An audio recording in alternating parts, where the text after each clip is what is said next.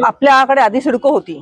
सर्वांना माहिती आहे की कारगर, कामोठा, पनवेल, नवीन पनवेल, रोडपाली, कळंबोली ह्या भागात सिडकोने ऑलरेडी सगळं व्यवस्था केलेली आहे. इन्फ्रास्ट्रक्चर सिडकोने तयार केलेलं आहे.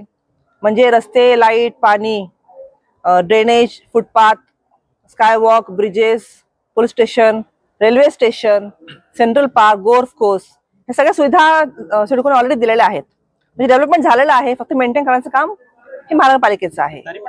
पण महानगरपालिका तेव्हा स्थापना आम्हाला होती करायची. आम्हाला माहिती होतं की पनवेलमध्ये जर महापालिका आपली खारघर गेलं महानगरपालिकेमध्ये तर आपली अवस्था घरकी ना घाटकी होणार आहे. आपल्याला आपलं स्वतंत्र वेगळी महापालिका पाहिजे होती. आपलं काय म्हणणं होतं की आम्हाला पनवेलमध्ये नकोय. खारघर एक वेल डेव्हलप सिटी आहे आणि वेल प्लॅन सिटी आहे. आपण पाहाल तुमच्या जाहीरनाम्यामध्ये पहिला विषय आहे मालमत्ता कराचा. आपण कधीच म्हणलो नव्हतो की आम्हाला मालमत्ता कर पाहिजे किंवा महापालिका पाहिजे. पण आपल्यावरती सांगितल्याप्रमाणे मालमत्ता कर लादला गेलेला आहे आणि तो कर असा लादलेला आहे की भरपूर आहे. आपली बाजूची जी महानगरपालिका असेल, नवी मुंबई असेल, तर कुठे पण इतका कर कुठेच लावलेला नाहीये. फक्त शहर मेंटेन करण्यासाठी जर तुम्ही इतका कर लावणार असाल तर हा चुकीचा आहे, अन्यायकारक आहे आणि ह्याला आम्ही विरोध केलेला आहे. आणि येणाऱ्या काळामध्ये आपली सत्ता आल्यानंतर पहिल्या जनरल बॉडी मीटिंग मध्येच आम्ही हा कर कमी करून घेणार आहोत आणि 500 स्क्वेअर फूट पेक्षा कमी घरांना कर माफ करणार आहोत. शेकापांनी खरं तर बंडखोरी केलेली आहे. उरणमध्ये त्यांचा नसताना त्यांनी त्यांचे प्रीतम म्हात्रे इथे उभे केलेले आहेत. त्याच्यामुळे कुठेतरी उद्धव साहेबांना हा स्टँड इथे घ्यावा लागला आहे आणि आज ते सगळं जनतेची दिशाभूल करतायत आणि उद्धव साहेबांचा फोटो लावून दाखवतात की महाविकास आघाडीचे घटक पक्ष आहेत ते सोबत आहे. पण खरंच तर उद्धव साहेब पूर्णपणे वेगळे आहेत आणि शिवसेनेच्या वतीने मला अधिकृतपणे मशाल या चिन्हावरती उमेदवारी मिळालेली आहे. ते जनतेची दिशाभूल करतायत. खरं तर त्यांच्याकडे जो सिंबल आहे तो कुठला आहे? शिट्टी. म्हणजे ती कुठला अधिकृत सिंबल नाहीच आहे. तुम्ही म्हणा महाविकास आघाडी तर पंजा पाहिजे, तुतारी पाहिजे किंवा मशाल पाहिजे. तसं सिंबल नसेल त्यांच्याकडे तर ते कसे काय होतील महाविकास आघाडीचे उमेदवार? जवळपास 60 ग्रामपंचायती जे आहेत महापालिका क्षेत्रातील, विधानसभा क्षेत्रातील, त्याचा संपूर्णपणे आपला दौरा जसा झालेला आहे. कालच आम्ही रामदास भाई आम्ही सर्वजण मिळून बरेचसे आपले महापालिका क्षेत्रातील सर्व गावं आपण कव्हर केलेली आहेत. तर खूप छान रिस्पॉन्स मला तिथून मिळत आहे. ते आपले कट्टर शिवसैनिक आहेत. त्याच्यामुळे मला नक्कीच त्यांचा मत आपल्याला मिळणार आहे, त्यांचा पूर्ण सहकार्य आपल्याला मिळणार आहे. अनुपूर्णकाचं कारणच नाहीये. माझे पती स्वतःच इन्स्पेक्टर आहेत आणि बरेचसे आम्ही मद्य विक्री करणारे किंवा तिकडे ड्रग्स विक्री करणारे पकडून दिलेला आहे. त्याची कारवाई पण आम्ही केलेली आहे. पण जाहीरनाम्यामध्ये खूप विषय आपले आहेत, भरपूर विषय आहेत. तो खूप जाहीरनामा तो खूप मोठा होईल, लेंदी होईल. आपला फोकस जो आहे फक्त मेन विषयावर आपण केलेला आहे. खरं तर आपण पाहिलं असेल की प्रत्येक वेळेस प्रस्थापित नेते हे एकत्र येतात आणि आम्हाला वेगळं पाडतात. याच्यापूर्वी पण जेव्हा मी ग्रामपंचायत इलेक्शन लढले होते 2014 साली, तेव्हा पण सर्व प्रस्थापित पुढारी राजकारणी एकत्र आले होते आणि आपल्याला वेगळं केलं होतं. तोच प्रकार इथेही होतो आहे. त्यांना बाहेरून आलेला किंवा उमेदवार असं त्यांना नकोय. त्यांना अशी इच्छा आहे की त्यांचाच उमेदवार इथे असला पाहिजे, स्थानिक लोकांना स्थानिकच पाहिजे. म्हणजे त्यांना बाहेरून आलेला ते उपरे समजतात आणि अशा प्रकारची ट्रीटमेंट त्यांना देतात. पण मला हिनवणं म्हणजे फक्त माझा एकटीचा अपमान नाहीये. तर इथं जे 70% बाहेरून आलेली जनता आहे, मतदार आहे, त्यांचाही अपमान आहे. आपल्याला माहित असेल की मी मागच्या 11 वर्ष झाले कॉलनीमध्ये काम करत आलेली आहे. रिक्षा युनियन असेल, फेरीवाले असतील, रस्त्यांसाठी असेल, पाणी आंदोलन असतील, मालमत्ता कर असेल, तर मी जनतेपर्यंत पोहोचलेली आहे आणि कॉलनीमध्ये आपण काम केलेलं आहे. सोबतच आपण एकमेव मराठा उमेदवार आहोत. तर आपल्याला जरांगे पाटील साहेबांचाही पूर्णपणे पाठिंबा आहे.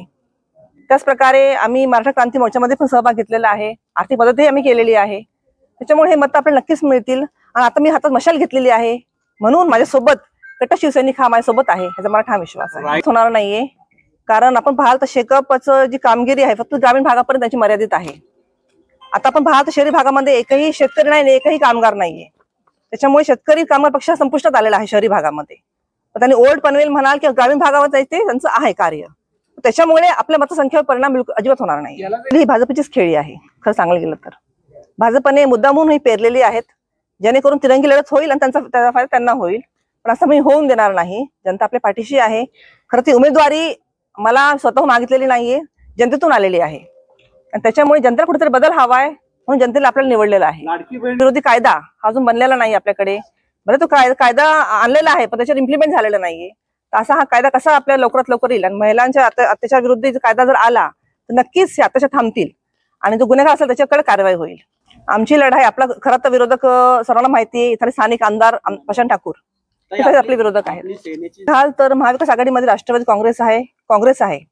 राष्ट्रवादी काँग्रेसचे जिल्हाध्यक्ष कोण आहेत? सतीश पाटील साहेब आहेत, जे चालू प्रस्थापित नेते आहेत.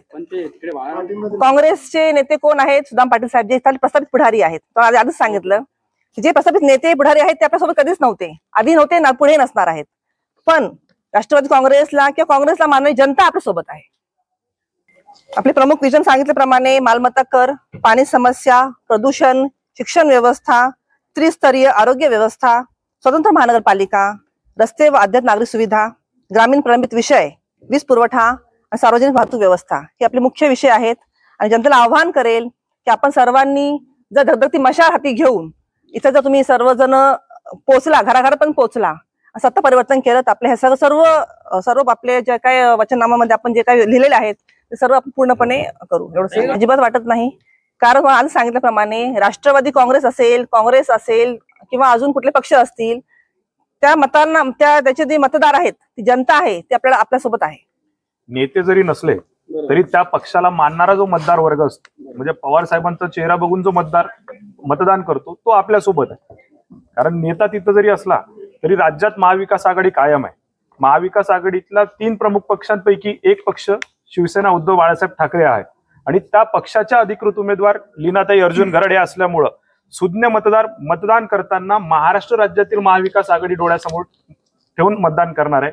त्यामुळं काही ठिकाणी जिल्हाध्यक्ष किंवा मोठे पदाधिकारी जरी आमच्यासोबत दिसत नसले तरी त्या विचारधारेचे मतदार हे आपल्यासोबत आहेत. त्यांचा आम्हाला रिस्पॉन्सही आहे आणि तो मतपेटीमधून व्यक्त होईल याची आम्हाला खात्री आहे.